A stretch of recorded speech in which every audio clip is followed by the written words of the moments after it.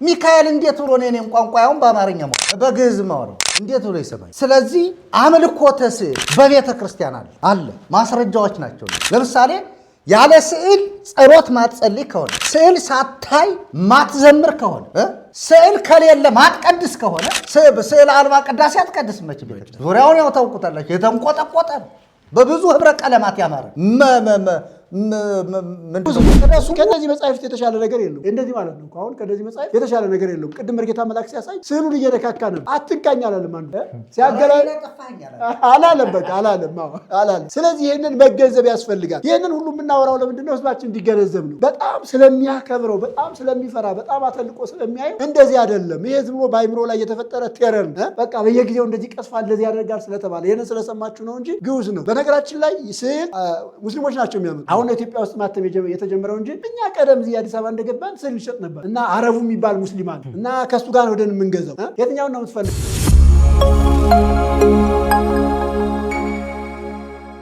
መርጌታ መልአክ ያንዳንዱን በተወሰነ መልኩ የስዕላትን ገጻት ነው ሲያሳዩን የነበረው። ነገር ግን የብዙዎችን ለምሳሌ የሚካኤልን፣ የገብርኤልን፣ የሩፋኤልን፣ የሳቁኤልን፣ የራጉኤልን የመላእክትን አጠቃላይ በቤተ ክርስቲያኒቱ ያሉ የመላእክት ብዝሃነት ያላቸውን ስዕላት ብናመጣቸው ብዙ ነው ጉዱ።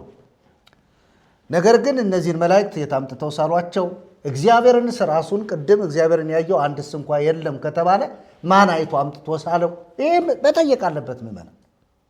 ኢየሱስ ነው ራሱ እንደዚህ ያየው የለም። ስለዚህ እሱም አስቀድሞ እግዚአብሔር ራሱ መልክ አላየህም ብሎ የተናገረ አምላክ ነው። ብሉይ ኪዳን ተጠንቀቅ ነው ያለ። ማስጠንቀቂያ እግዚአብሔር ከተናገረ እግዚአብሔርን ማስጠንቀቂያ አልፎ ሌላ ነገር መስራት፣ በተለይም ደግሞ ከሌሎቹም ከፍጡራን አልፎ እግዚአብሔርን እንዲህ ነው ብሎ መሳል፣ ይሄ ትልቅ ድፍረት ነው። ቤተ ክርስቲያንን ከሃዲ ያሰኛታል በዚህ። ስለዚህ መልክ ካላየ የታመጣው ማርያምን ራሱ የታመጣት መልኳ ማን ያውቃታል? ለዚህ እኮ ነው ስዕላቶቿ ብዙ የሆኑት። አንዳንዶቹ ጼሬንያ ላይ የነበረች ማርያም እንዲህ የምታንጠፈጥፍ ወዟ የምታምር እነ ሮዳስ የሚያስተዋውቋት ማርያም። አንዳንዶቹ ደግሞ እዚሁ ኢትዮጵያ ላይ የተሳሉ ስዕሎች እኒህ ናቸው የሚባሉ። አንዳንዶቹ ነጮቹ አይኗ ይሄ ከንፈሯ ላፕስቲክ ምናምን የተቀባች አስውበው አሳምረው ይሰጧል። የሚሸጡበት ቦታ ራሱ እንዴት ነው ሰው እንዴት ህሊና የለው? ገበያ ላይ ገዝተህ አንስተህ ወስደህ እንዴት አምላኬ ናት በቃ በሷ ፊት ቁሜ እሰግዳለሁ ያፍር ቀዊ መቅድመ ስልክ በፊትሽ በስልሽ ፊት መቆምን አላፍርም። ለምሳሌ የማህሌተ ጽጌ ስናነሳ ማህሌተ ጽጌው እስኪያልቅ ድረስ የጽጌ በዓል እስኪያልቅ ድረስ በሷ ፊት በስሏ ፊት ቆመው ነው የሚጸልዩ ማለት ነው። የሚያመልኩ የሚዘምሩ ያው እዚህ መልካ ስዕል ላይ እንዘምርልሻለኝ። ስለዚህ ቀዊም የቅድመ ስዕልከ ሶብአ ወትር ስዕለ በብሂለ ኦሆ ፍጡነ አስማኒ ቃል ሰላም ለልሳንከ መልካ ሚካኤል። ቀዊም የቅድመ ስዕልከ ሶብአ ወትር ስዕለ ሁልጊዜ በስዕል ፊት ቆሜ ልመናም ባቀረብኩ ጊዜ በብሂለ ኦሆ ፍጡነ አስማኒ ቃለከ። አያችሁ እግዚአብሔር በፍጹም እንደማይሰማ እግዚአብሔርን በቃ ምንም ጆሮ የተከለ የማይሰማ አይን የፈጠረ የማያይ አድርገው እኮ ነው ያስቀምጠው። ሚካኤል ነው የሚሰማቸው።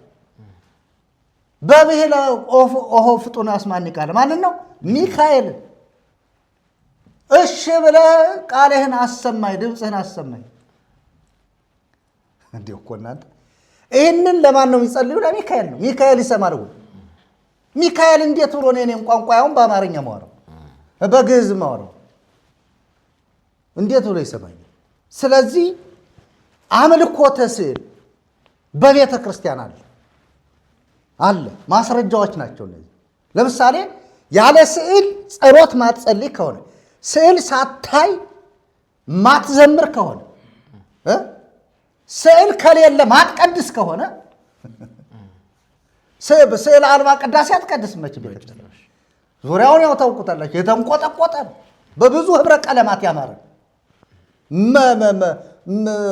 ምንድነው መቅደሱ ሙሉ እንደገና ደግሞ መንበሩ ላይ ያለው እያንዳንዱ ስል ነው። እሱ ከሌለ እግዚአብሔር አይሰማም። በዚህ አልፎ ነው እግዚአብሔር የሚሰማ ይትላል። አንተን ነው የሚፈልግህ። እናንተ የሕያው የእግዚአብሔር ቤተ መቅደስ ናችሁ። እግዚአብሔር አሁን በማንም ጆሮ አንተን አይናገርህም፣ ለልብህ ነው የሚናገርህ። ማደሪያው ከሆንክ ለእኔ የሚናገር እግዚአብሔር ለእኔ ነው። ለምን እግዚአብሔር ውስጣዊ ጆሮዎችን ከፍቷላ፣ በመንፈስ ቅዱስ አትሞኛላ። ስለዚህ አሁን በሆነ እንትን ጀርባ እግዚአብሔር ቆሟል ብለህ የምታመልክ ከሆነ እግዚአብሔር በጀርባ አይቆምም፣ በአንተ ውስጥ ነው የሚለው መንፈስ ቅዱስ። በአጠገብህ በውስጥ ሆኖ ነው የሚለው። ሃሌሉያ! ይናገርሃል መንፈስ ቅዱስ። ስለዚህ አምልኮ የሚከናወነው በእውነት ነው፣ በመንፈስ ነው። የሆነ ምስል በማየት የምታመልክ ከሆነ ጣዖት ነው፣ ቅድም ሲነበብ የነበረው ቃል። ስለዚህ ታመልካለች ቤተክርስቲያን። አምልኮ ነው፣ ስዕል አምልኮ። ዋናው የምንመጣው ስዕሉን ሳመው ወር አበባ ሳመ ምናምን፣ እሱ ያው ታምሩን አንብቡት እዛው ራሳቸው። ግን አምልኮ ነው በቃ። መስቀል ሲባል አምልኮ ነው፣ ስዕል ሲባል አምልኮ ነው። ባለፈው ስለ መስቀል አንስተናል። ለሉ ክሌቱ ፍጡራን ስብሐተ ፈጣሪ ይደልዎም ሁልጊዜ የሚነገር ይህን ለማስተባበል ሞክራችሁ ነበር። አይቻልም። ማስተባበል ማንሳት ነው፣ መንቀል ነው፣ መጣል ነው፣ ማስወገድ ነው። በእግዚአብሔር ቃል መሰረት መዋጀት ነው የሚሻለው እንጂ ዝም ብለው ያንን የሆነ የውሸት ትርክት ለማቅናት አትሩጡ ሊቃውንት። ስለዚህ አምልኮት ነው፣ መርጌታ አይደለም። እሱም እስኪ ቤተክርስቲያኑ አምልኮት ነው ብለን ነው እኛ ስዕል ታመልካለች። በስዕሉ ካልሆነ በቀር እግዚአብሔር አይሰማኝም ብላ ነው የምታምነው። ስለዚህ እስኪ እሱም ማጠቃለያ ሀሳብ አመሰግናለሁኝ። እግዚአብሔር አምላካችን የተባረከ ይሁን።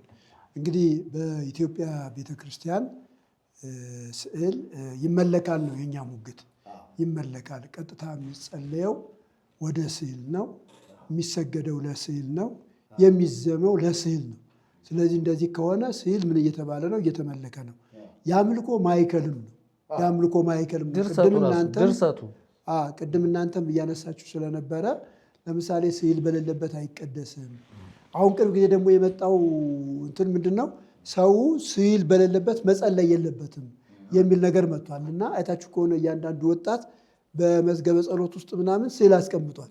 እና እሷን እያወጣ ልክ እንደዚህ ወረቀት ሲገለብጥ እዚህ ጋር ያስቀምጣታል። እንደዚያ እያደረገ ነው የሚጸለየው። ስለዚህ አምልኮ የሚቀበል እሱ ነው። እንደገና ደግሞ የአምልኮ ማዕከል ነው። በእሱ በኩል ካልሆነ ጸሎት ወደ እግዚአብሔር እንደሚያርግ እግዚአብሔር እንደሚሰማ እየታሰበ አይደለም።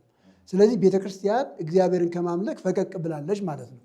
እንግዲህ የአዲስ ኪዳን አምልኮ መጽሐፍ ቅዱስ እንደሚነግረን በመንፈስና በእውነት ነው የሚደረገው። ምንም አይነት መካከለኛ የለም። ምንም አይነት መካከለኛ ሰው የሚያስቀምጠው ሰው የሆነ ቦታ ላይ ቁጭ አድርጎ የሚጸልይበት ምንም አይነት መካከለኛ የለም። እንዲያውም መካከለኛ ካለ ምንድን ነው የሚባለው? ይጋርዳል አይደለ? ይጋርዳል፣ መጋረጃ ነው። እና እሱ ምን መሆን አለበት? ከቤተ ክርስቲያን መውጣት አለበት፣ መወገድ አለበት። አምልኮ ባዕድ፣ አምልኮ ጣዖት ነው። በነገራችን ላይ ያው ቅድም አንስተናልና አምላክ አይሰራም፣ አምላክ አይበጅም። አምላክ ስለማይሰራ ስለማይበጅ የሆነ ነገር ሰርቶ ሰው አንድ ቦታ ካስቀመጠ አምላኩን ሰራው ማለት ነው። በሰው የተሰራ ደግሞ አምላክ መሆን አይችልም፣ የፈለገው ነገር ቢሆን። እግዚአብሔር እንኳን ራሱ ቢሆን ማለት ነው። እግዚአብሔር ራሱ ቢሆን በሰው ከተሰራ አምላክ መሆን አይችልም። ለዚህ ነው እግዚአብሔር ራሱ ሲናገር መልክ አላየህም፣ እኔ ከግብፅ ምድር ሳወጣ መልክ አላየህም እና የሆነ ነገር አምልከህ እንዳትረክስ ተጠንቀቅ ብሎ እግዚአብሔር የተናገረው እና ከዚህ የተነሳ ስዕል ጣዖት አምልኮ ነው፣ ባዕድ አምልኮ ነው። የአምልኮ ማዕከል መሆን አይችልም። በሐዲስ ኪዳን የአምልኮ መካከለኛ እንኳ ካደረግነው ማንን ነው የምናደርገው? ኢየሱስ ክርስቶስን ነው የምናደርገው። ለምሳሌ መጽሐፍ ቅዱስ ማናቸውም ነገር በስሜ ብትጸልዩ እኔ እሰማለሁ ብሎ አይደለም? ማናቸውም ነገር በስሜ ብትጸልዩ እኔ እሰማለሁ፣ ደስታችሁ ፍጹም እንዲሆን በስሜ ለምኑ። እስካሁን ምንም አልለመናችሁ፣ ግን ደስታችሁ ፍጹም እንዲሆን በስሜ ለምኑ ብሎ ጌታችን ኢየሱስ ክርስቶስ ዮሐንስ ወንጌል ምዕራፍ 14 ቁጥር 13 እስከ 16 እንደገና 16 ከቁጥር 23 እስከ 26 ድረስ እግዚአብሔር ተናግሯል። እና ስለዚህ ሰው ወይም ደግሞ ምዕመናን ምን እያደረጉ ነው? ቤተክርስቲያኒቱ ምን እያደረገች ነው ከተባለ የእግዚአብሔርን ቃል እየተላለፈች ነው ማለት ነው። እግዚአብሔርን እያሳዘነች ነው ማለት ነው። ሌላው ስዕል እንግዲህ እንደምናየው ስግደት ይቀበላል አይደለም? ስግደት ይሰገድለታል። እንግዲህ መስገድ አምልኮ ነው አይደለም? ከአምልኮ ክፍሎች አምልኮ ዲፋይን ሲያደርገው ወይም ሲተረጉመው የመጽሐፍ ቅዱስ መዝገበ ቃላት አምልኮ ይላል። አምልኮ ለእግዚአብሔር መገዛት ነው ይህንና ከዚያ ስግደት፣ ጸሎት፣ ምስጋና፣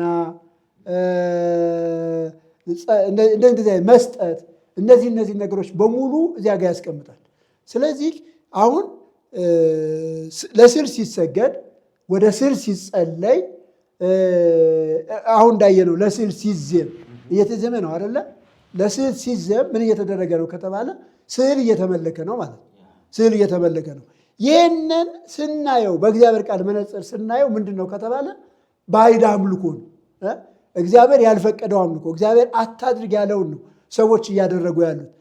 ቅድም አንስተናል። ዘጸአት ምዕራፍ 20 ቁጥር 4 ላይ ምንድን ነው የሚለው? በላይ በሰማይ ካለው በታች በምድር ካለው በባህርም ይሁን በየብስም ይሁን ካለው የማናቸውም የተቀረጸ ምስል ለማናቸውም የተቀረጸ ምስል ምን ይላል? አትስገድላቸው፣ አታምልካቸው ነው የሚለው። የሚገርም ነገር ነው። ስለዚህ ሰው ለሆነ ነገር ሲሰግድ ምን እያደረገ ነው ማለት ነው? ይቅርታ፣ እያመለከ ነው ማለት ነው። እያመለከ ነው። ስለዚህ ከዚህ የተነሳ አምልኮ ባዕድ በስዕል እየተፈጸመ ነው። በስዕል እየተፈጸመ ነው። የአምልኮ ማዕከል መሆን ብቻ ሳይሆን እንደገና ደግሞ አምልኮ ባዕድም እየተፈጸመበት ነው። እግዚአብሔር የከለከለውን ለምን መሰላችሁ? አሁን ቤተክርስቲያን ምንድን ነው የምታደርገው ከተባለ እግዚአብሔር አታድርግ ያለውን ነገር ነው እያደረገች ያለችው። እግዚአብሔር አታድርግ ያለውን ነገር ይህንን የሆነ ነገር ለማስመሰል ከብሉይ ኪዳን አንዳንድ የሚጠቃቀሱ ጥቅሶች አሉ። እነሱንም እግዚአብሔር በአምልኮ መካከለኝነት አልተጠቀማቸውም። ለማስጌጫ ነው። ለምሳሌ በቤተ መቅደሱ ላይ የኪሩብ ስዕል ቢሳል ለማስጌጫ ነው። እንደዚያ ነው የሚሆነው፣ ለማሳመሪያ ነው። በታቦቱ ላይ የኪሩብ ስዕል ቢሳል የእግዚአብሔርን መገኘት ለማመልከት ነው። በዚያ ቦታ ላይ እግዚአብሔር ተገኝቶ እንደሚናገር ለማመልከት ነው እንጂ ለዚያ ያ እንዲመለክ አይደለም። ቅድም አውርተናልና ታቦቱ እንኳ ቢሆን ሕጉ እንኳ ቢሆን ሲሰጥ ሰው ለሕጉ እንዲሰግድ አይደለም፣ በሕጉ እንዲመራ ነው። እና የሚሰግደው ግን ለማን ነው ከተባለ ለእግዚአብሔር ነው። ስለዚህ ከዚህ የተነሳ ቤተ ክርስቲያኒቱ አምልኮ ባዕድ ነው እያደረገች ያለችው። እየተሰገደ ያለው እየተዘመረ ያለው እየተዜመ ያለው እየተጸለየ ያለው ለማን ነው ከተባለ ለተቀረጸ ነገር ነው፣ ለተቀረጸ ምስል ነው። ስለዚህ እኔ በሙሉ ልብ የምናገረው በኢትዮጵያ ኦርቶዶክስ ቤተክርስቲያን ውስጥ እግዚአብሔር የለም። በቃ በሙሉ ልብ 4 ነጥብ ነው የምናገረው። ለምን ካላችሁኝ ቤተክርስቲያን ስትሄዱ ቤተክርስቲያን ውስጥ የምታገኙት ምንድን ነው ከተባለ በሙሉ የተቀረጸ ነገር ነው። እግዚአብሔር ነው ተብሎ እንኳ ቤተ መቅደስ ውስጥ የተቀመጠው ቅድም ተናግሬያለሁ አይደለ? የተቀረጸ ነገር ነው። ታቦት ከእንጨት ነው የሚቀረጸው። የሚቀረጽበትን ቦታ ከፈለጋችሁ እዚያው ቤተ ክህነት ጎን ላይ ተግባር ይሄዳል። እዚያ ሄዳችሁ ሸክ ማድረግ ትችላላችሁ። አንድ ወዳጅ ዘመድ ካላችሁ ወይ የሆነ ነገር ትንሽ ጋብዛችሁ ብትገቡ ያሳያቸዋል። ይኸው ታቦት እዚህ ነው የምንሰራላችሁ ይችላል። የሆነ ነገር እዚህ ነው የምናደርግላችሁ ይችላል። ሁሉ ነገር እዚያ ነው የሚሰራው እና እዚያ የተሰራ እንጨት ነው። እግዚአብሔር የሚባል ነገር የለም። እግዚአብሔርን ቤተክርስቲያኒቱ አታመልክም። በሙሉ ኮንፊደንስ ነው የምንናገረው። እግዚአብሔርን አታመልክም። እግዚአብሔርን ብታመልክ ኑሮ ማንኛውንም የተቀረጸ ነገር ከቤተክርስቲያን ታስወግድ ነበረ። እንደ ምሳሌ እዩ። እግዚአብሔርን የሚያመልኩ ወንጌላውያን ምንም የተቀረጸ ነገር የላቸውም። በቃ ቢኖር እንኳ ለማስተማሪያነት ካልሆነ በስተቀር ፊት ለፊት አቁመው የሚሰግዱለት የሚያዜሙለት ነገር የለም። በዓለም አቀፍ ደረጃ ራሱ ሆቴል አንዳንድ የእስላሞች ደስ ይሉኛል። ምንም የተቀረጸ ነገር የላቸውም አይደል? ምንም የተቀረጸ ነገር የላቸውም። ስለዚህ የተቀረጸ ነገር ፊት ለፊቱ ነው ለዚያ የሚሰገድ ወደዚያ የሚጸለይ ለዚያ የሚዘመር ከሆነ እየተመለከ ያለው ያ የተቀረጸ ነገር ነው። በዚህ አይነት አምልኮ ያመለከ የለም።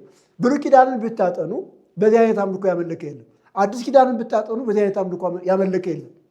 አዲስ ኪዳን እንዲያው የሚነግረን ጌታ መንፈስ ነው የሚለው አይደለ? ጌታ መንፈስ ነው። ስለዚህ የሚያመልኩ የሚሰግዱ ሁሉ ምን ይላል ነው የሚለው? በመንፈስና በእውነት ሊሰግዱለት ያስፈልጋቸዋል።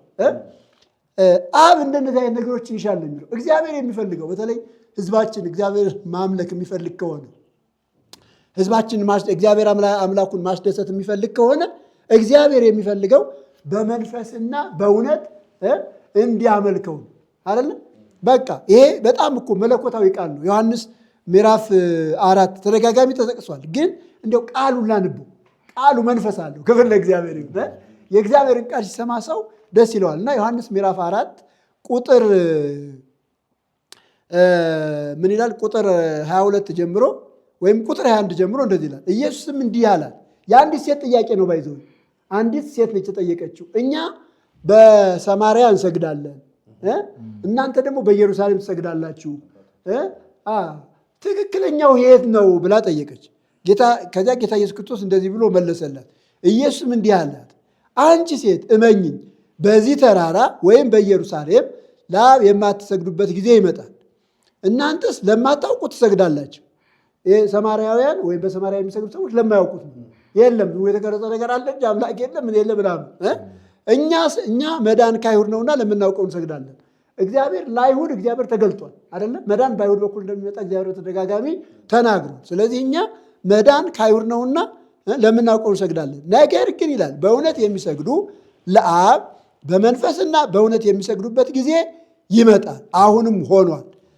አብ ሊሰግዱለት እንደዚህ ያሉትን ይሻል። ይኸው አብ የሚፈልገው በእውነትና በመንፈስ እንዲሰገድለት፣ ክብር ለእግዚአብሔር እና አብ ሊሰግዱለት እንደዚህ አይነት ነገርን ይሻል፣ እንደነዚህ ያሉትን ይሻል። እግዚአብሔር መንፈስ ነው፣ የሚሰግዱለትም ሁሉ በመንፈስና በእውነት ሊሰግዱለት ያስፈልጋቸዋል። እግዚአብሔር መንፈስ ነው። በቃ አሁን የኢትዮጵያ ሕዝብ መረዳት ያለበት፣ ኦርቶዶክሳውያን መረዳት ያለባቸው፣ መገንዘብ ያለባቸው ምንድን ነው? እግዚአብሔር መንፈስ ነው።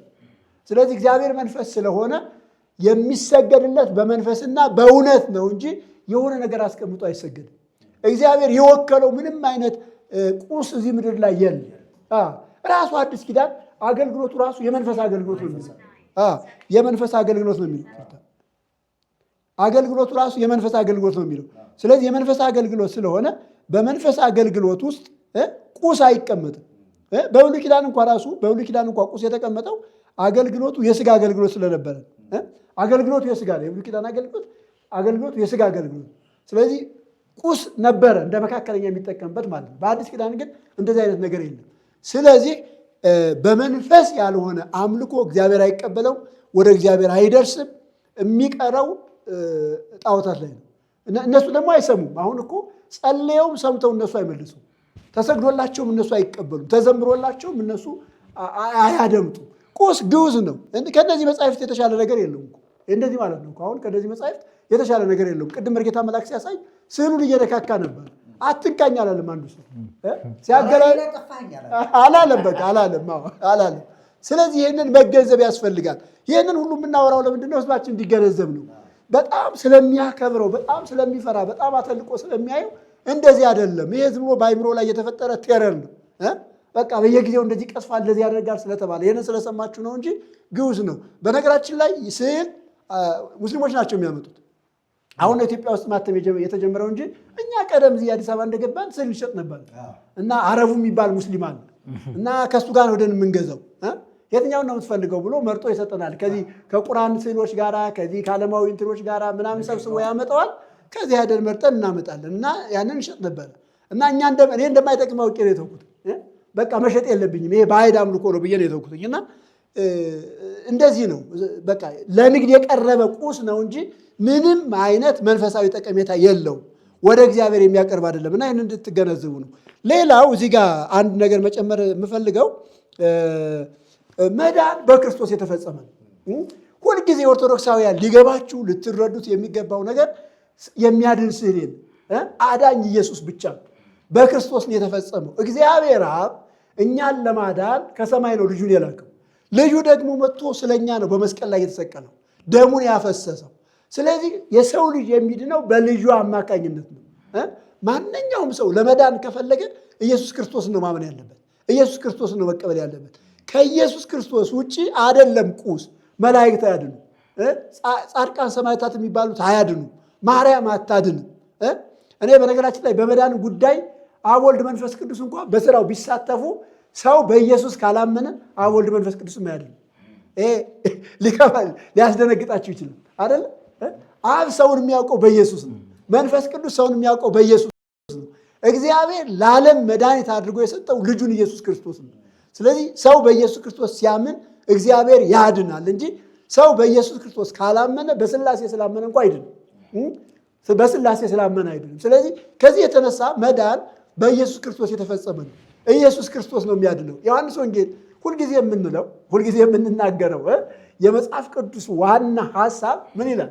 በእርሱ የሚያምን ሁሉ የዘላለም ሕይወት እንዲኖረው እንጂ እንዳይጠፋ እግዚአብሔር አንድያ ልጁን እስኪሰጥ ድረስ ዓለሙን እንዲወዷል ይላል። ዓለም በልጁ እንዲድን ነው እንጂ በዓለም እንዲፈርድ እግዚአብሔር ወደ ዓለም አላከው። በልጁ በሚያምን አይፈረድበትም። ክብር ለእግዚአብሔር። በኢየሱስ ያመነ ሰው አይፈረድበትም። ያላመነ ግን ስላላመነ አሁን ተፈርዶበታል የሚለው። ስለዚህ ሰው የሚድነው በኢየሱስ በማመን ነው። ከዚያ ውጭ ስዕል በመማፀን በስዕል ፊት በመስገድ ስዕል ተሸክሞ በመዞር አይዳንም። በቃ አይዳንም። የዓለም መድኃኒት አንድ ነው። አንድ ቦታ ላይ አንድ ቃል አለ። እኛ ይህንን እናውቃለን፣ እግዚአብሔር ልጁን ያለ መድኃኒት አድርጎ እንደሰጠው እንመሰክራለን የሚል ቃል አለ። ክፍሉን አሁን አላስታውስም። እንደዚህ የሚል ቃል አለ። ስለዚህ ይኸውላችሁ የዓለም መድኃኒት ኢየሱስ ነው።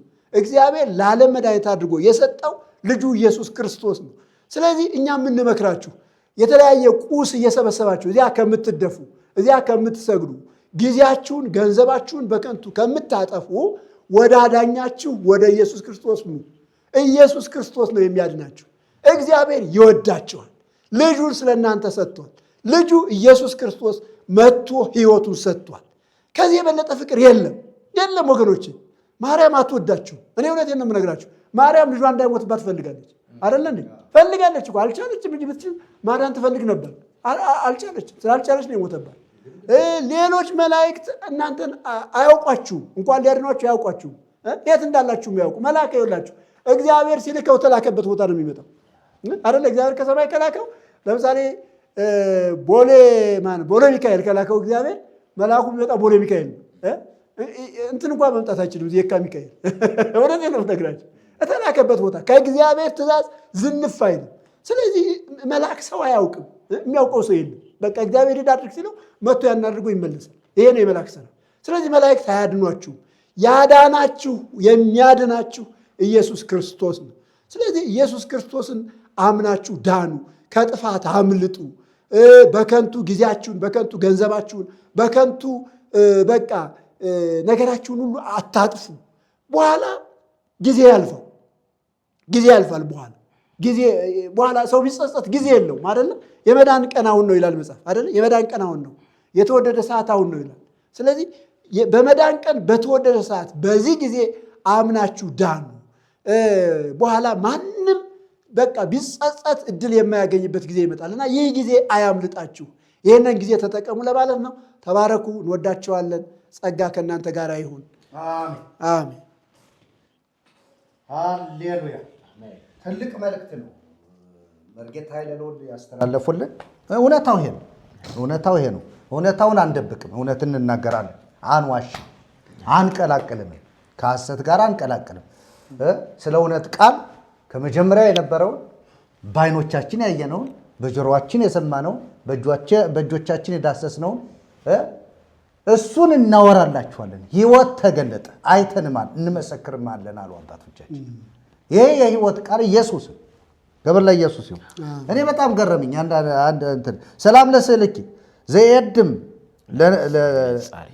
ለንጻሬ አዲ ሰላም ለስእለ ወልድኪ በሁባሬ አክሊለ ሲመቱ ለጴጥሮስ ማርያም ዘትጸድሊ እምወራውሬ ለታምርኪ ባቁ ሶበና ቀርብ ዝማሬ። ታዲያ አምልኮ አይደለም ዝማሬ? ክድንኒ ሊተ ለገብርኪ ሳህለኪ ጶደሬ። ይቅርታ ጶደሬች ግምጃሽን አልብሽኝ በልዑል መጠጊያ የሚኖር ሁሉን በሚችል አምላክ ጥላ ስር ያድራል መጽሐፍ እንጂ እሷ ምን ወደኋላ ሰላም ለስልኪ ለስልሽ ሰላምታ ይገባል። ዘየድም እማሬ ለንጻሬ ለእይታ የሚያምረው ለዚህ ለስዕልሽ ሰላምታ ይገባል። አዲ ሰላም ለስዕለ ወልድኪ በሁባሬ እንደገና በአንድነት ለልጅሽ ስዕል ሰላምታ ይገባል። አክሊለ ሲመቱ ለጴጥሮስ ማርያም ዘትጸድሊ እምወራውሬ እምወራውሬ ማለት ከዕንቁ ይልቅ የምታብረቀርቂ ማርያም ሆይ የጴጥሮስ የሽሞቱ አክሊል አንቺ ነሽ። ለታምርኪ ባቁ ሶበና ቀርብ ዝማሬ ለሚጠቅመው ለታምርሽ ዝማሬ ባቀረብን ጊዜ ክድንኒ ሊተ ለገብርኪ እኔን ባሪያሽን አልብሽኝ ያጎናጽፊኝ ሳህልኪ ኦደሬ ግምጃ ይቅርታሽን አልብሽኝ ያጎናጽፊኝ። ቀጥሎ ያለው ልበልዎት ደግሞ ሰላም ለስልኪ ማዛ ቅዳሴ ዘቦቱ የቅዳሴ መዓዛ ያለበት የምስጋና መዓዛ ያለው ስዕልሽ ለዚህ ሰላምታ ይገባል። ወለስዕለ ወልድኪ ሰላም ዘያስተፌስ ስነ ርየቱ ደም ግባቱ የሚያስደስት ለልጅሽ ስዕልም ሰላምታ ይገባል። ለሐዋርያ እንድርያስ ቀዳማዊ ማርያም ሃይማኖቱ ለቀዳማዊ ሐዋርያ እንድርያስ ስለዚህ ማርያም ሃይማኖቱ አንቺ ነሽ ነው። ናሁ ገደፍኩ ሕይወትየ ቅድመ ታምርኪ ዝንቱ በተአምርሽ ፊት ምን አድርጉ ሕይወቴን ምን አልኩ ጣልኩ አሳልፌ የሰጠው ነው። ዓለሙኒ ኃላፊ ንብረቱኒ ኃላፊ ዓለሙም ንብረቱም ጠፊ ነው ቀሪ ነው። እስመ ኩሉ ኃላፊ ውእቱ። ከዛ ቀጥሎ ያለው ደግሞ እንዲሁ በጣም ይገርማል እኮ ሰላም ለስዕልኪ ወለስዕለ ወልድኪ ዘሳሞ የሳመው ለስዕልሽ ለልጅሽ ስዕል ሰላምታ ይገባል፣ ለስዕልሽም ሰላምታ ይገባል። ወለስዕለ ወልድኪ ዘሳሞ ዮሐንስ ርህየ ዮሐንስ ቀናንሞ ዮሐንስ ቀናንሞ ሽቱ የሳመው ለወልጅሽ ስዕል ዮሐንስ ምን ብሎታል? የጌታን ስዕል ስሟን ነው እና ለዚህ ሰላምታ ይገባል። ለዚህ ወልድኪ መሐሪ ህሩመ በቀል ወተቀይሞ መቀየምና በቀልን የተወ ልጅሽ ለዚህ ሰላምታ ይገባል። እሺ ማርያም በእዴኪ በጣም በዚህ ላይ ማርያም ሆይ በእጅሽ ሀበኒ ይላል። ሀብኒ ነው መሆን ያለበት፣ ሀበኒ ብሎታል። ሀብኒ እንዘ ትፄውኢ ስሙን እየጠራሽ ስጪኝ። ስጋሁ ቅዱሰ ወክቡር ወደሙ ክቡር የሆነውን ደሙን ቅዱስ ስጋውን ጠርተሽ ምን ብለሽ ስሙን እየጠራሽ ምን በይ ስጪ። ማርያም አቁራቢ ናት ማለት ነው። ካህን ናት ማለት ነው። ፈታሽ ናት ማለት ነው። ህብስቱን ስጋውን ደሙን እየፈተተች እየቆረሰች የኢየሱስ ክርስቶስን ስሙን የልጇን ስም እየጠራች አቁራቢ ማርያም። ሃሌሉያ! እግዚአብሔር የተባረከ ይሁን። ምንድን ነው አሁን ይህንን ያነሳነው? ሃሌሉያ ነው በልል ይሁን። ሃሌሉያ ነው ባፌ የሞላው እግዚኦ ባረነ ይበሉ እነሱ ለእነሱ ማሮሙ ነው የምንላቸው። እንግዲህ ቅድም ብዙ ነገር ነው ያነሳነው። በተለይ ስዕል የአምልኮ ማዕከል ነው ስንል ለምሳሌ የአምልኮ ማዕከል ክርስቶስ ነው አይደለም እንዴ? ቤዛ ክርስቶስ ነው። ሁሉም ኃጢአትን ሰርተዋል፣ የእግዚአብሔርም ክብር ጎድሏቸዋል። በኢየሱስ ክርስቶስ በሆነው ቤዛነት በኩል እንዲያው በጸጋው ይጸድቃሉ ብሎ ሐዋርያው እንደተናገረ ደግሞ በደሙ የተደረገልን ቤዛነታችንን አገኘን ተብሎ የተጻፈውን ቃል ቤዛ ነፍሰ ኩሉ መዋቲ በሰማይ ወበምድር እስመ ኮንኪ። አያችሁ፣ ነፍስን የምታሳርፍ ቤዛ ማርያም ናት አለ። አሁን ማዕከሏ ማናት ማለት ነው? ማርያም ናት ማለት ነው። ያውም ማርያም ደግሞ በምንድን ነው? በውክልና በምኗ? በስዕሏ። ስዕሏ የማርያም ነው አይደለም። ለምን? ሳሊው የማንን ፎቶ አምጥቶ እንደሚሸጥ አይታወቅም። ማርያምን አያውቃትማ። ኢትዮጵያዊ ማርያምን አያውቃትም እኮ። ቅድም እናንተ እንዳላችሁት አይደለም። ለምሳሌ ጣና መጣለች፣ ደብረ ሊባኖስ መጣለች ምናምን እንደዚህ ጌታን ከጣና ሐይቅ ሕፃኑን እግሩን አጥባው መርከብ ሆኖ አሻግሯቸዋል። የታጠበው የእግሩ እድፍ ሎቱ ስብሐት ያሰኛል። እንዲህ አይነት ተረት ሁሉ ለማርያምም አይመጥናትም፣ ለጌታ ግን በጣም ጌታን መደፋፈር ነው።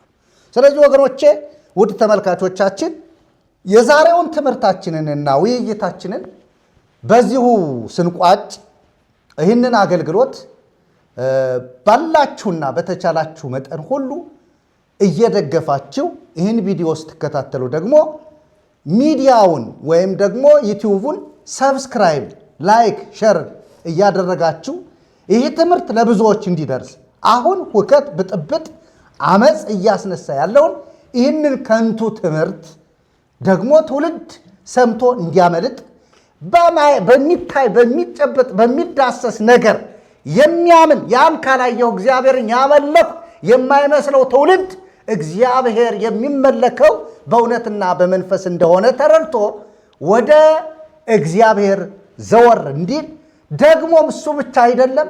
ይሄ የያዘው ነገር ስዕል አድኖ የሚባል የሚያድን ስዕል ምናምን ተብሎ የተቀመጠው ስዕል አያድንም። ስዕል አይደለም፣ የስዕሉ ባለቤትም አያድንም። ኢየሱስ በስዕል አላዳነንም። ራሱ በአካል ተሰቅሎ ደሙን አፍስሶ ነው ያዳነን። የጠራ በቅዱስ አጠራሩ የአባቱ መንግሥት ካህናት ያደረገን ስለኛ ስለ ሁላችን ተላልፎ የተሰጠ በወረቀት አይደለም፣ ራሱ አካሉ ነው ማንነቱን የተሰቀለኛ በእርሱ ሆነን የእግዚአብሔር ጽድቅ እንሆን ዘንድ ኃጢአት ያላወቀውን እርሱን ስለኛ ኃጢአት አደረገው ይላል መጽሐፍ። ስለዚህ ይህን ትምህርት በደንብ ይከታተሉ ዘንድ መልእክቱን ለብዙዎች እንድታዳርሱ በጌታ ፍቅር እያሳሰብን በጣም እንወዳችኋለን። ሁላችሁንም የሰውን ልጆች በዓለም ዙሪያ ያላችሁ ወንዶችንም ሴቶችንም ጌታ ስለ ሁላችንን ወዶ እንደሞተልን እኛም ደግሞ ሁላችሁ ትድኑ ዘንድ የእግዚአብሔርን ልጅ የኢየሱስ ክርስቶስን የፍቅሩን መንግሥት ወርሱ ዘንድ ለሁላችሁ መልእክታችንን እናስተላልፋለን። አደግም እናገራለሁ፣ ሁላችንም እንወዳችኋለን። ጌታ የተባረከ። ስለዚህ ፕሮግራማችንን የዛሬውን ስለ ስዕል ያው የብዙዎችን አላነሳንም ያለውን እንግዲህ ይህን ተከታታይ ትምህርት ግን በዚሁ እንቋጫለን። እግዚአብሔር አምላክ ይባርካችሁ። ጸጋ ከሁላችሁ ጋር ይሁን። ወስብሐት ለእግዚአብሔር።